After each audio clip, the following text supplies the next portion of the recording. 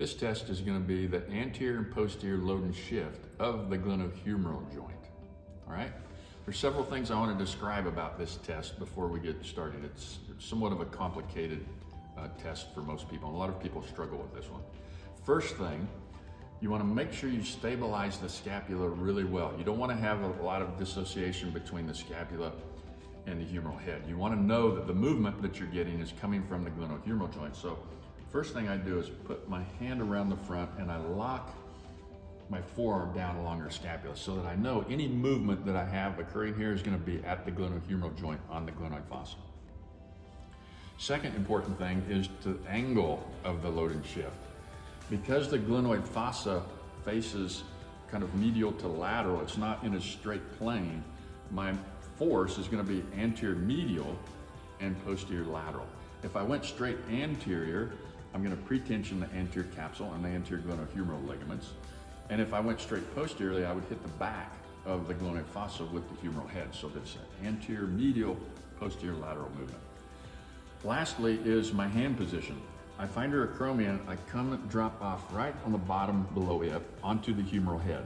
And I actually have to wrap my fingers around almost the anterior medial portion and my thumb on the posterior lateral portion.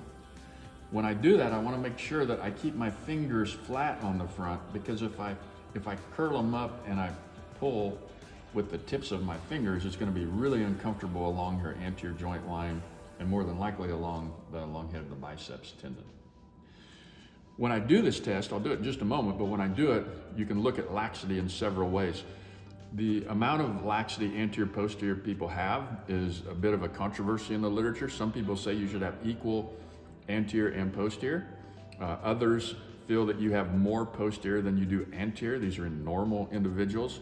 All bets are off when you have someone with pathology, because they could have dislocated anteriorly or posteriorly, and you may have more one way or the other. The way we grade this is the same way that it's graded in the surgeon's literature. A normal glenohumeral joint has about 0 to 25% of movement of the humeral head. And at grade 1, so we have 3 other grades, right? 3. In a grade 1, you can load the humeral head and it will come up to the edge, and it's called edge loading. Edge loading occurs when you have the concave glenoid fossa, and I translate the humeral head either anteriorly or posteriorly, and it starts to move back outward. That means the humeral head is riding the anterior posterior portion of that concavity. So going to the edge and feeling edge loading would be a grade 1. A grade 2 occurs when you edge load and it actually dislocates, but when you release the pressure, it pops back into place or comes back into place. And a grade 3 is where you edge load, it goes over, you release your pressure, and it doesn't come back. Those are obviously much easier for a physician to check before surgery, when the patient's out and they don't feel what's going on. It's much harder for us to feel someone dislocate and it not come out when we're doing our test in the clinic. So the way I do the test, I stabilize here, I reach around the front with my fingers, anterior medial, posterior lateral with my thumb.